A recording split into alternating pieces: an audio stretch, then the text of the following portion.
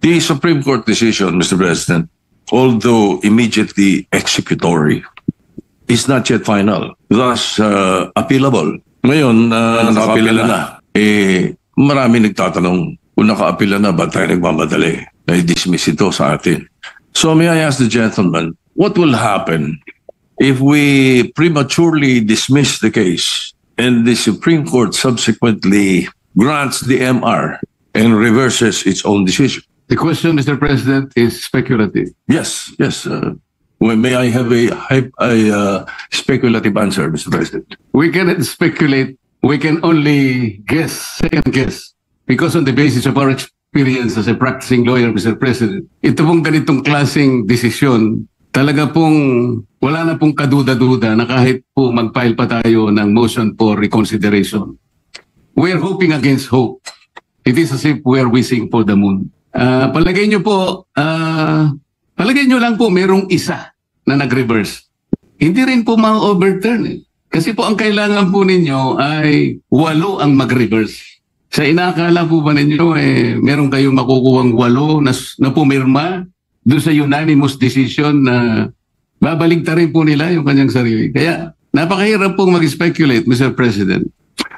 I will accept the answer of the gentleman, but I have done my research, Mr. President. And to remind everyone, the reversal of the Supreme Court's own decision is not impossible, even in landmark cases. In the case of Labugal, Bilaan Tribal Association Incorporated versus Victor Ramos, GR number 127882, December 1st, 2004. Questioning the constitutionality of Republic Act 7942 or the mining law, the Philippine mining law. The Supreme Court granted the MR, reversing and setting aside its earlier ruling. And also, Mr. President, just a few days ago, the Supreme Court reversed its own ruling on the definition of a stockholder. This is the case of Lily Lopez versus Lolito Lopez with GR numbers 25497-957-58. So may kasabihan po tayo, ang tumatakbo ng matulin, kung matinik ay malalim. Kaya dapat siguro pag-isipan muna natin kung tama ba na bago magdesisyon ang Supreme Court, basta ibasura na natin ang kaso na ito. If there is a mistake, unanimous decision could become a unanimous mistake. Wala pa po nangyari gano'n, Mr. President. At saka po tayo pag nananakbo, ako po ay nakasapatos at saka sa alsada kaya hindi po ako matitinik. Well, Mr. President, there's always a first time. Regardless of whether it's unanimous or not, unanimous decision does not bar an appeal or a reversal, Mr. President. That is one thing for sure. I will be seconding a motion, Mr. President, preceded by a brief manifestation. Earlier, Mr. President, Senator Marcoleta said he refuses to speculate on reversal. But the good gentleman's own position is based on his own speculation that the SC will not reverse its decision. A tabling of the motion to dismiss, which is what I will second in a few minutes, Mr. President, a tabling of the motion to dismiss by the Senate today is not defiance of the Supreme Court. Wala pa nga po kasing final na decision. Kahit ang Korte Suprema po, iniintay pa ang comment ng VP. That is why I will be seconding the motion of the Minority Leader to table the motion to dismiss the impeachment complaint until the decision of the Supreme Court has attained finality. Tama po. We should exercise extraordinary prudence in this matter of transcendental importance. Still, I also wish to take this opportunity to express my thoughts at this crucial moment for our chamber. Mr. President, I agree and I continue to respect the Supreme Court. Hindi po magbabago iyan.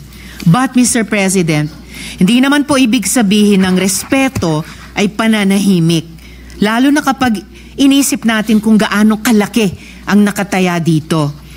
Magkaiba rin yung rumerespeto at yung bulag. Kaya naman, I will not be choosing silence, nor will I be turning a blind eye in the face of clear and unmistakable injustice. I am encouraged by the words of brave professors of the UP College of Law who in 2010 issued a sharp critique of the Supreme Court decision, Vinuya versus Executive Secretary, which said, the court cannot regain its credibility and maintain its moral authority without ensuring that its own conduct, whether collectively or through its members, is beyond reproach. So, in the context of the SC decision, Duterte versus House of Representatives, I believe we need to shed light on some concerns which former justices and constitutional framers themselves, some of whom are here this afternoon, Mr. President, have underscored. Una, the Supreme Court decision was based on critical factual errors. At binanggit na rin po ito ni Minority Leader. And this has since been pointed out by no less than retired Senior Associate Justice Antonio Carpio. For example, the decision said that the February 5 impeachment complaint was transmitted to the Senate without a plenary vote in the House. A simple check of the records, specifically House Journal number 36, shows that this is false. Walang haka-haka. Those official records are plain for anyone to see.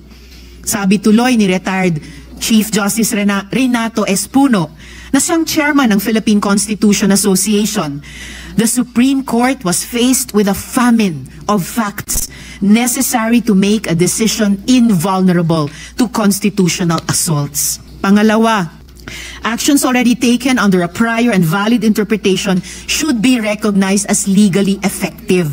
Yan naman ay mula kay retired Justice Adolf Ascuna. The House of Representatives was operating under the regime of the legal doctrines in Francisco and Gutierrez, which held that the initiation of impeachment proceedings begins from referral. Kung unconstitutional pala na sundin ang legal doctrines, in the words of Justice Ascuna, that is legally unfair. Paano nga naman unconstitutional kung sinunod lang nila ang patakaran ng mismong Korte Suprema? Dagdag pa po sa isang desisyon nitong 2020 lamang, Madreo versus Byron. Sabi ng Korte na kung may pagbabago sa doktrina at interpretasyon ng batas, dapat prospective ang aplikasyon nito. At ang pangatlo at huling punto, mistulang nadagdagan ang requirements sa proseso ng impeachment na hindi naman nakasaad sa ating saligang batas. These new limitations, Mr. President, are not found in our fundamental law. Wala yan sa konstitusyon at kontra yan sa accountability. One disturbing example, sabi ng desisyon, kailangan daw na isumite na ang bawat ebidensya laban sa opisyales sa pag-file pa lang ng complaint sa House. Dapat ba naka-attach na ang bawat bank slip, public record o testimonya ng witness na ihaharap kahit wala pa silang proteksyon ng Senate Impeachment Court? Ang tanong tuloy ng marami, realistic ba yan? Paano kung ang impeachment ay laban sa mataas na opisyal na kayang-kayang magtago ng ebidensya o manakot ng mga potential witness? Bakit humaba yata ang checklist ng proteksyon para lang sa impeachable officials? Samantalang ang taong bayan na nagtatanong, na naniningil ng pananagutan, sila pa ang pinahirapan. Sila pa ang nadagdagan ang requirements. Ayon sa Korte Suprema, an official facing impeachment does not stand to lose fundamental constitutional rights such as life, liberty, or property. Hindi buhay, kalayaan, o pag-aari ang inihahabla sa impeachment. Kung ang usapan naman ay due process, hindi ba't ang mismong impeachment trial na nga ang mismong venue para doon? Maririnig ang dalawang panig. May ebidensya, may magdedepensa. That is due process. So what are we afraid of? At dahil nandito rin po sa gallery ngayon, Mr. President, ang isa sa mga constitutional commissioners na si Christian Monsod, di lalo po akong confident na mag-take exception sa isang sinabi kanina ng good gentleman mula sa Taguig at Pateros na dapat mahirap ang proseso ng impeachment.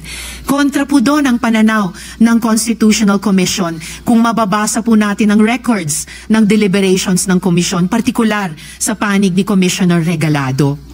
Muli, patuloy nating nirerespeto ang Korte Suprema.